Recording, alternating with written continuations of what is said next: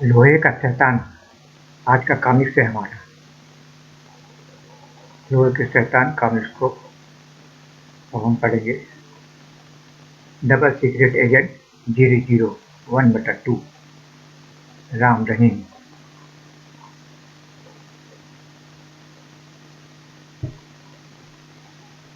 Jacob, अपना revolver निकालो और इस पर फायर करो।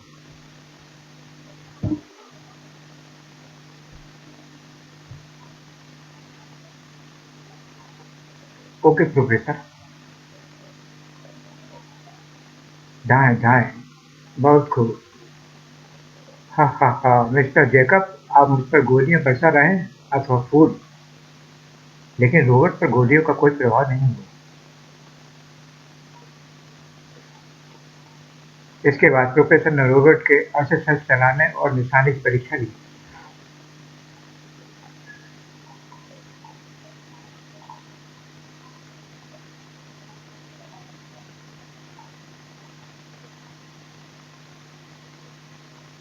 शाबाश आयरन मैन, तुम सभी परीक्षाओं में उत्तीर्ण हुए। दाएं। मेरे लिए कोई और आदेश प्रोफेसर? फिलहाल कुछ नहीं। अब तुम अन्य आदेश मिलने तक आराम करो। मेरा आविष्कार पूर्णतः सफल रहा मेरे बच्चों। आयरन मैन हर काम करने में पूरी तरह से दक्ष है। इसे बनाने में तुम लोगों ने जो सहयोग मुझे दिया, उसके लिए मैं तुम्हारा हमेशा आभारी रहूंगा। और हाँ, सुनो, मैं कल ही अपना यह आविष्कार सरकार के हवाले करने जा रहा हूँ। कहने के साथ ही प्रोफेसर ने उसकी पीठ पर लगे दूसरे नीले रंग के बटन को दबाकर उसे पहले की तरह निर्जीव कर दिया।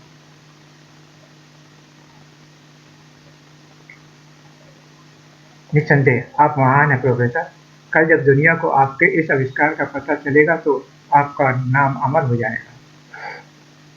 मैंने आयरन मैन का आविष्कार नाम पाने, उन्नति और विश्व की निगाहों में उसका गौरव बढ़ाने के लिए किया है। मेरी हार्दिक इच्छा है कि युद्ध के समय ऐसे ही रोबोटों को सेना के रूप में प्रयोग किया जाए, ताकि हमारे देश को जानी दुश्मन न उठाने पड़े। आपकी तरह आपके विचार भी महान है प्रोफेसर। क्या मैं आपसे इस रोबोट के संबंध में कुछ पूछ सकता हूँ? हाँ हाँ, पूछो। हाँ हाँ, क्यों नहीं, पूछो क्या पूछना चाहते हो। इस रोबोट को तैयार करने में हमें आपके साथ काम करते हुए 1 वर्ष से ऊपर हो चुका है, लेकिन हमें आज तक यह मालूम नहीं हो पाया कि आपने इसे सोचने, समझने और बोलने की शक्ति कैसे दी।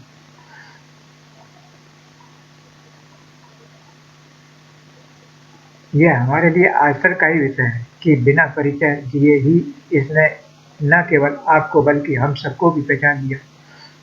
आज मेरी खुशियों का सबसे बड़ा दिन है, अतः इस संबंध में आज मैं तुम्हें जरूर बताऊंगा। सुनो, यह जो तुम लोग इस खाने में 2 बटन देख रहे हो, इसमें लाल रंग के बटन को दबाने पर इसके भीतर की मशीनरी और कंप्यूटर चालू हो जाते हैं और रोबोट इंसानी हरकत में आ जाता है। इसके शरीर में मैंने इंसानों की तरह ही तारों की नाड़ियां आदि बनाई हैं जो इसके पूरे शरीर में करंट फेंकती हैं, जिससे यह हाथ पैर और जुबान हिला सकता है। उसी करंट से इसका कंप्यूटर मस्तिष्क भी चलता है।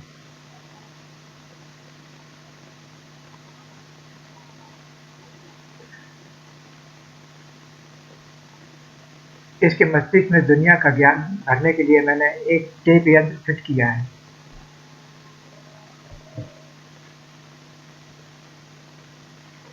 मैं दुनिया भर का ज्ञान भरने के लिए मैंने एक टेप यंत्र फिट किया है, जिसमें टेप की गई सभी बातें इसके कंप्यूटर मस्तिष्क में पहुंच जाती हैं और यह अपने आप ही उन बातों का विश्लेषण करके किसी भी प्रश्न का उत्तर दे देता है। यानी प्राण रूपी करंट के दौड़ते ही इसकी सारी मशीनरी अपने आप काम करने लगती है और नीचे नीले बटन के दबाने से यह निर्जीव हो जाता है। My God! सच प्रोफेसर, आपने जो बातें बताई उन पर विश्वास नहीं आता, क्योंकि एक तो रोबोट के भीतरी यंत्रों को आपने हमारी गैर मौजूदगी में लगाया, दूसरे इस प्रकार के यंत्रों के बारे में हम कभी सोच भी नहीं सकते थे। खैर, अब मैं तुम लोगों को सब कुछ बता चुका हूँ, तुम लोग थके हुए होगे, अतः अब जाकर आराम करो, सुबह फिर मुलाकात होगी। Okay professor, good night. Professor Bhargav के 3 सहायक तो चले गए, लेकिन जैकब वहीं खड़ा रहा। मेरी वर्षों की तपस्या आखिर सफल रही। मुझे ड्रैगन को तुरंत खबर करनी चाहिए, वरना कल यह खुसट बुड्ढा इस रोबोट के साथ-साथ इसे बनाने का फार्मूला भी सरकार के हवाले कर देगा।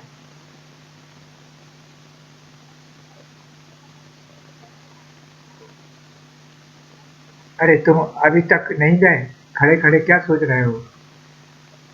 सर, घर पर आज कोई नहीं है। सोच रहा था यदि यहीं रुक जाऊँ तो आपको कोई ऐतराज़ तो नहीं होगा? वैसे भी कल सुबह जल्दी आना है। अरे भाई, इसमें सोचने की क्या बात है?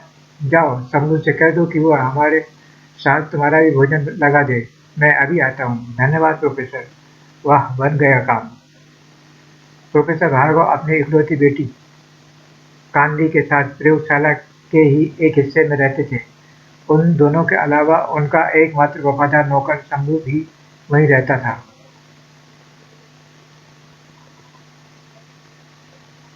जैकब प्रयोगशाला से निकलकर एक कमरे में पहुंचा। पहले ड्रैगन को फोन कर लूं, फिर शंभू को खाने के लिए कहूंगा। शीघ्र ही प्रोफेसर ने रोबोट तैयार कर लिया बॉस, और वह उसका परीक्षण भी कर चुका है, जो पूर्णतः सफल रहा। उसका विचार कल फार्मूले समेत रोबोट को सरकार के हवाले कर देने का है। ओह, तब सुनो जैकब, कुछ ही देर में मेरे आदमी प्रयोगशाला पहुंच जाएंगे। उनके साथ मिलकर न केवल तुम्हें रोबोट और उससे संबंधित कागजातों को ही हासिल करना है, बल्कि प्रोफेसर और उनकी बेटी कामनी का भी अपहरण करके सकुशल हमारे अड्डे तक पहुंचना है। ओके बॉस, मैं समझ गया।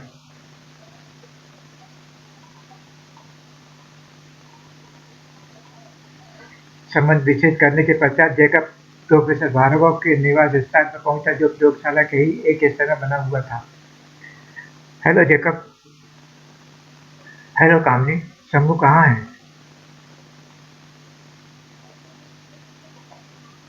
शंभू काका किचन में है, परंतु डैडी कहाँ है और आप अभी तक यहाँ कैसे?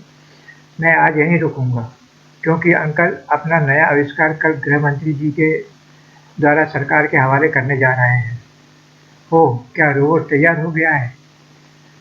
तैयार ही नहीं हो गया, बल्कि उसका परीक्षण भी सफल हो चुका है। निसंदेह कामनी प्रोफेसर अंकल का यह आविष्कार पूरी दुनिया को दांते तले उंगली दबा लेने को मजबूर कर देगा। हाँ, तब तो कल का दिन डैडी के लिए बहुत ही महान होगा। विश्व के सामने हमारे देश का सिर गर्व से तन जाएगा। सचमुच कामनी, मुझे भी हार्दिक। आखिर पूरे 1 वर्ष बाद हमारी अथक मेहनत और लगन रंग लाई है। अच्छा, मैं शंभू काका से खाना लगाने के लिए कहकर आता हूँ। और आधी रात के बाद जब प्रोफेसर भार्गव और उनकी बेटी कामिनी, नौकर शंभू अपने अपने कमरों में गहरी नींद सोए हुए थे, तो एक बख्तरबंद गाड़ी प्रयोगशाला के बाहर मुख्य गेट के निकट आकर रुकी। 3 बार हाथ दो। बहुत अच्छा। P P P. हारने की आवाज सुन अपने कमरे में लेटा जैकब उठा। ओह, लगता है ड्रैगन के आदमी आ पहुंचे। चलकर गेट खोलूं। शीघ्र ही जैकब ने जाकर मेन गेट खोला।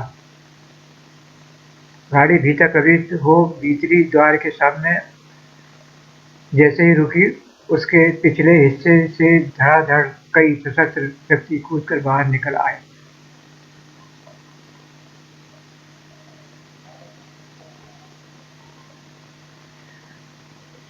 सुनो प्रोफेसर भार्गव, उनकी बेटी कामनी और नौकर अपने अपने कमरों में गहरी नींद सोए हुए हैं। तुम में से कुछ कामनी पर काबू करो और बाकी मेरे साथ आओ। ठीक, चलो। अंदर प्रविष्ट होने के बाद कुछ बदमाश जैकब के बताने पर कामनी के कमरे की ओर बढ़ गए। बाकियों के साथ जैकब जैसे ही प्रोफेसर के कमरे में पहुंचा, किसी आहट से प्रोफेसर की आंखें खुल गई। कहा, कौन? खामोश रहो प्रोफेसर। लाइट ऑन करो जैक। ओके।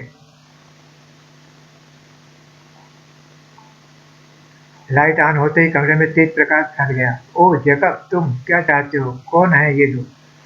इन्हें अपना मित्र ही समझिए प्रोफेसर, ये आपसे एक सौदा करने आए हैं। मेरी आपको नेक सलाह यही है कि आप इनका सौदा मंजूर कर लें। क्या मतलब? कैसा सौदा?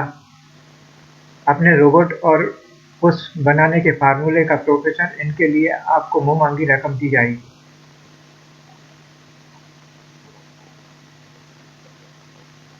क्या बकते हो? जानते नहीं हमारे देश को उस आविष्कार की कितनी जरूरत है? देश से ज्यादा इस आविष्कार की हमारे बॉस को जरूरत है प्रोफेसर। भला तुम्हारा भूखा देश तुम्हें इसकी क्या कीमत दे पाएगा? यही ना, केवल 1-2 लाख रुपए और एक सम्मान का तमगा। जबकि यदि तुम हमारे बॉस के लिए काम करोगे तो न केवल दुनिया भर की ऐश तुम्हारे कदम चूमने लगेगी, बल्कि लाखों रुपए भी तुम्हें प्रति माह मिलेंगे। खामोश कुत्ते, मैं तुम्हारा खून पी जाऊंगा। तुम मुझे गद्दारी सिखा रहे हो। जैकब के इशारे पर तुरंत दो आदमियों ने प्रोफेसर के बाजुओं को थाम लिया। जोश में होश मत खो प्रोफेसर, जैकब ठीक ही कह रहा है। इसके लिए काम करके आप और आपकी बेटी जिंदगी भर ऐश से रह सकते हैं।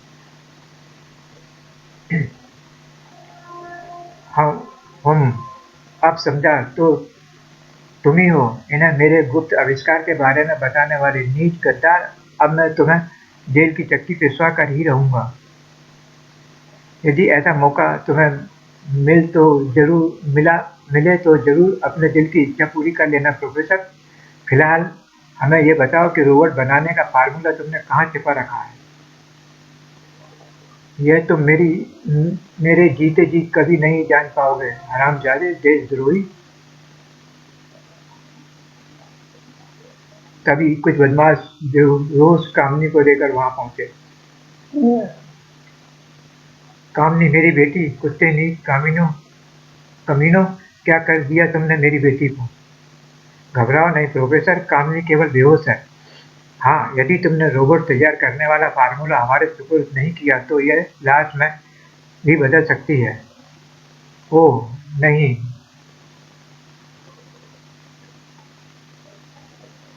जैकब की बात सुनकर प्रोफेसर भार्गव के दिलो दिमाग में एक तूफान सा छिड़ गया।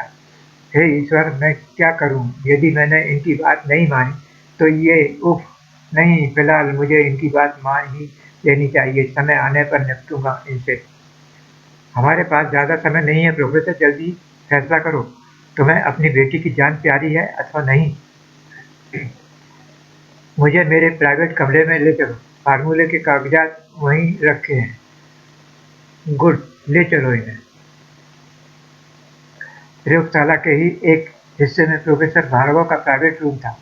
वहां किसी को भी जाने की इजाजत नहीं थी। जैकब और उसके साथी प्रोफेसर को लेकर वहीं पहुंचे। इतनी आसानी से काम बन जाएगा ये तो मैंने सोचा भी नहीं था। काम पूरा होते ही ड्रैगन मुझे 5 लाख रुपए देगा, बस फिर मेरी जिंदगी ऐश से बीतेगी। ये लो रोबोट से संबंधित कागजात। अब मुझे और मेरी बेटी को छोड़कर यहाँ से दफा हो जाओ। आहा, इतनी जल्दी भी क्या है प्रोफेसर, पहले मुझे इन कागजातों को चेक तो कर लेने दो। कागजातों का निरीक्षण करने के पश्चात, ठीक है, यही कागजात हैं। जैक और पीटर, तुम दोनों रोबोट को उठाने मेरे साथ प्रयोगशाला चलो और बाकी सब प्रोफेसर और कामनी को लेकर गाड़ी में पहुंचो। क्या मतलब? अब तुम हमें कहाँ ले जाना चाहते हो? फार्मूला तो मैंने तुम्हारे हवाले कर ही दिया है। बिना तुम्हारे ये फार्मूला हमारे पास के लिए बेकार होगा प्रोफेसर, अतः मजबूरी में तुम्हें भी साथ ले जाना होगा। परंतु घबराओ नहीं, तुम्हें वहाँ कोई कष्ट नहीं होगा। चलो दोस्तों, इन्हें आदरपूर्वक ले जाओ।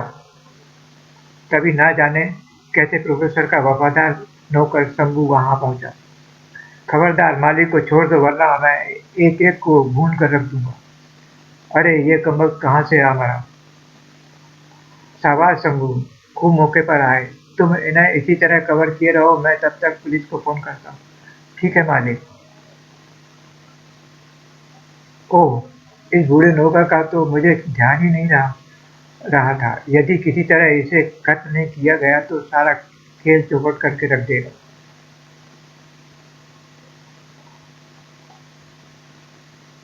Hello police station, professor Bhargav बोल रहा हूँ। कृपया तुरंत मेरी प्रयोगशाला में पहुँचिए। कुछ बदमाश मेरा आविष्कार उड़ाना चाहते हैं। उनमें मेरे असिस्टेंट जेकब का भी हाथ है। उसमें मेरे असिस्टेंट जेकब का भी हाथ है। हम तुरंत पहुँच रहे हैं प्रोफेसर, तब तक आप किसी तरह उन्हें रोके रहिए।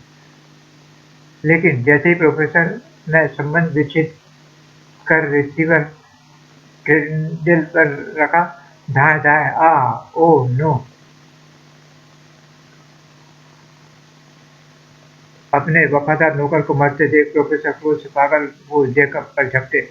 नीच कमीने, खूनी मैं तुझे। लेकिन पुलिस कुछ ही देर में यहाँ पहुँचती होगी। तुम लोग इसे और कामिनी को लेकर तुरंत गाड़ी में पहुँचो। मैं पीटर और जेकब रॉबर्ट को लेकर वहीं पहुँचते हैं। Okay mister Jacob. उसके बाद जेकब पीटर और जैक के साथ प्रयोगशाला की ओर बढ़ गए।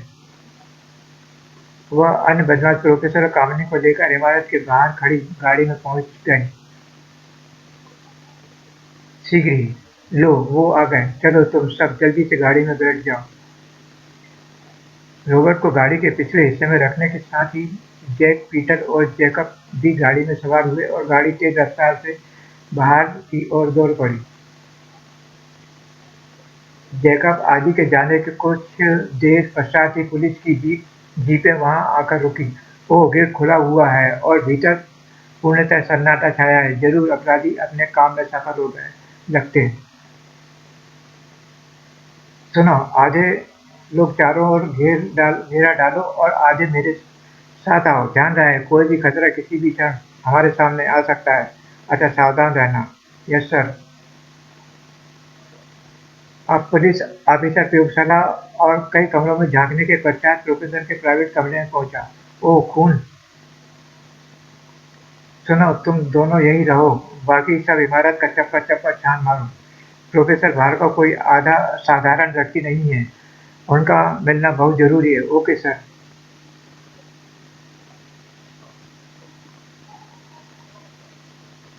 परंतु जब पूरी इमारत ही खाक छानने के पश्चात भी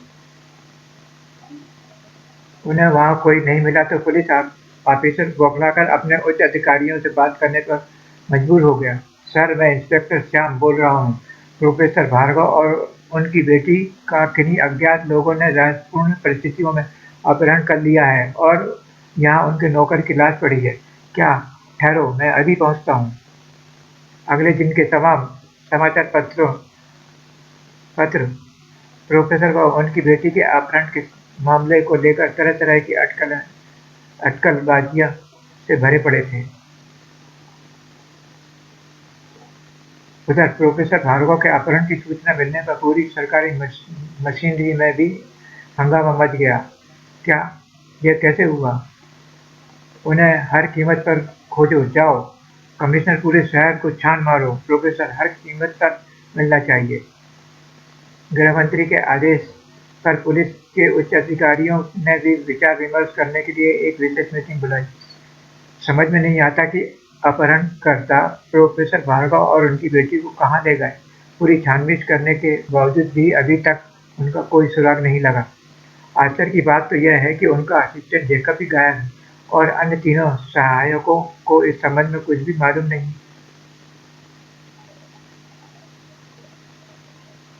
सर मेरे दिमाग में एक बात और आ रही है।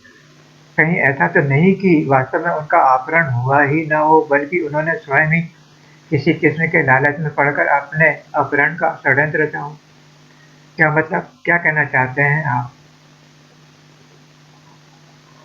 सर, ये तो आप भी जानते हैं कि उनका आविष्कार काफ़ी महत्वपूर्ण था। उस आविष्कार को पाने के लिए कोई भी देश मुँह मांगी रकम दे सकता है। हो सकता है ऐसे ही किसी देश के हाथों वे बिक गए हों और अपने अपहरण का ढोंग रचाकर यहाँ से भाग निकले हों।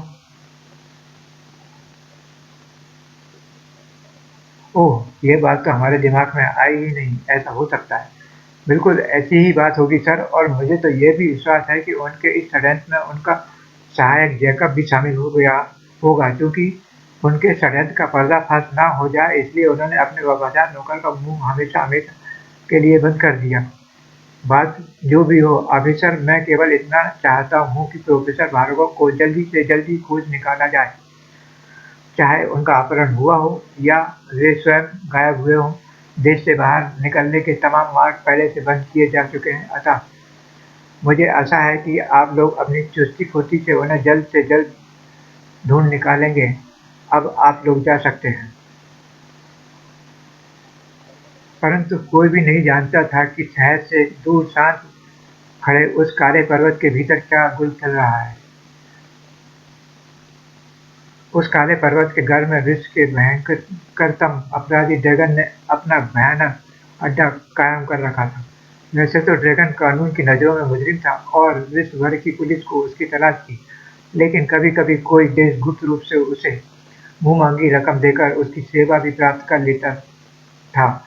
यह सेवा कोई भी देश अपने दुश्मन देश में मार-काट और खूनी हंगामा मचाने के लिए ही प्राप्त करता था, ताकि उनका मकसद भी पूरा हो जाए और किसी देश को उस पर संदेह भी न होने पाए। प्रोफेसर भार्गव और उनकी बेटी कामनी इस समय उसी के अड्डे में उसकी कैद में थे। हाँ हाँ हाँ, लो देखो प्रोफेसर, आज के तमाम समाचार पत्र तुम्हारी तारीफों से भरे पड़े हैं। अखबारों की मोटी-मोटी सुर्खियों पर नज़र पड़ते ही प्रोफेसर भार्गव का चेहरा रुआसा सा हो उठा। ओह! मेरा देश मुझे गद्दार समझ रहा है। हा हा हा, बिल्कुल यही बात है प्रोफेसर, अब तुम अपने देश की नज़रों में गद्दार हो। तुम्हारे लीडरों का विचार है कि तुम जानबूझकर गायब हुए हो, ना कि तुम्हारा अपहरण हुआ है।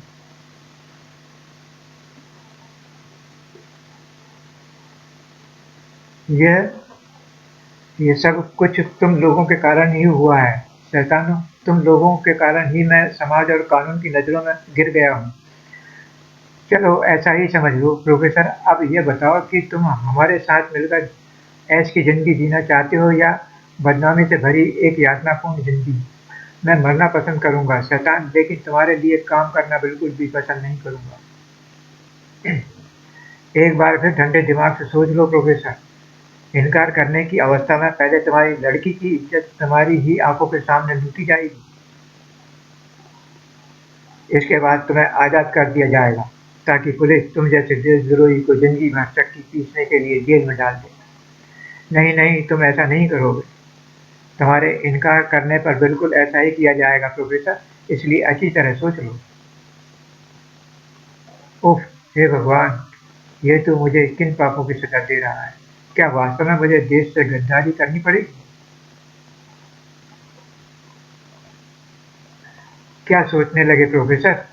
मुझे जवाब चाहिए, हाँ या ना, फैसला कर लो। तुम्हें खुशियों से भरी ज़िंदगी चाहिए या ठोकरों से भरी ज़िंदगी? मुझे क्या करना होगा? सबसे पहले तुम्हें आयरन मैन का मस्तिष्क मेरे अधीन करना होगा, ताकि वह केवल मेरे ही आदेश का पालन करे। इसके बाद तुम्हें लोह मा मानवों की एक फ़ौज मेरे लिए तैयार करनी होगी। तुम आयरन मैन और लोह मानव से क्या काम लोगे? कुछ देर सोचे विचारने के पश्चात प्रोफेसर ने मन ही मन जैसे कोई फैसला कर लिया था। ओके, इस प्रश्न का जवाब मैं तुम्हें तभी दूंगा जब तुम अपना काम पूरा कर लोगे। ठीक है, मैं तैयार हूँ, परंतु मेरी भी दो शर्तें हैं। कहो। मेरी पहली शर्त है मेरी बेटी कामनी की सुरक्षा की गारंटी। हम वचन देते हैं कि वह हमारे पास एक बेटी की तरह पूरी हिफाजत से रहेगी। अपनी दूसरी बात बताओ।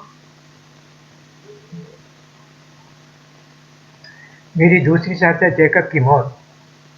हाँ हाँ हाँ हमें तुम्हारी ये शर्त भी मंजूर है प्रोफेसर।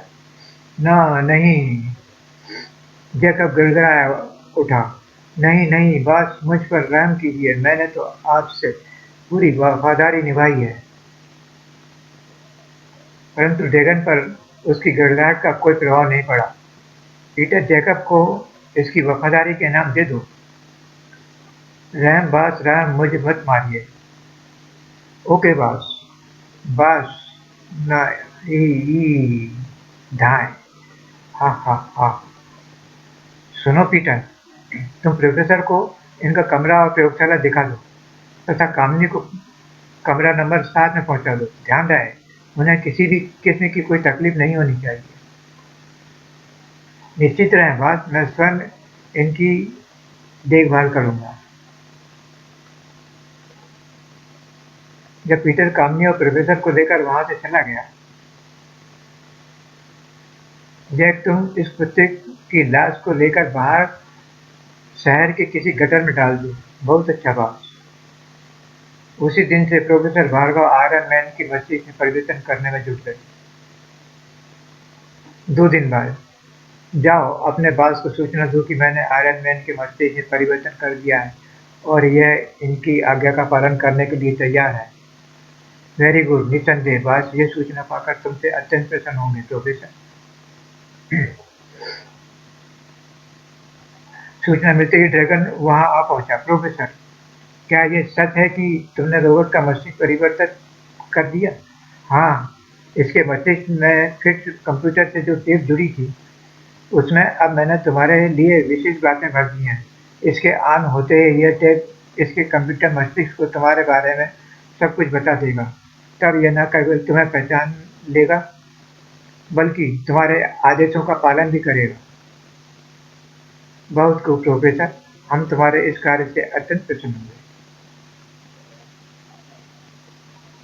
सुना ड्रैगन, मैंने इसका मस्तिष्क परिवर्तित करने के साथ साथ इसमें उड़ने की विशेषता भी पैदा कर दी है। सीने पर लगे इस बटन को दबाने पर यह कहीं भी उड़कर आ जा सकता है और दूसरे बटन को दबाने पर यह नीचे उतर सकता है। निस्संदेह तुम ग्रेट हो प्रोफेसर। अब जरा हमें इसका परीक्षण दिखाओ। ठीक है, अभी दिखाता हूँ। प्रोफेसर द्वारा रोबोट के पीछे लगे बटन के दबाने पर रोबोट एक पल के लिए तो खामोश रहा, फिर उसके मुंह से घड़घड़ाती हुई मनुष्य की साफ आवाज निकली। नमस्कार मेरे महान स्वामी, आपका यह दुख सेवा आपकी सेवा में हाजिर है। हाँ, इसने तो मुझे वास्तव में पहचान लिया।